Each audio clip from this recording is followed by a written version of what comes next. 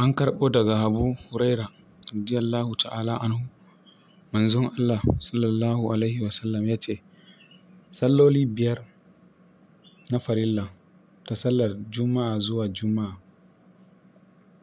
da Ramadan zuwa Ramadan suna kankare abin da yake tsakaninsu na zunubai idan an nisanci manyan zunubai. Allah ka kare mu, Allah ka ƙara kare mu, Allah ka sa mu cika da imani. Wassalamu alaikum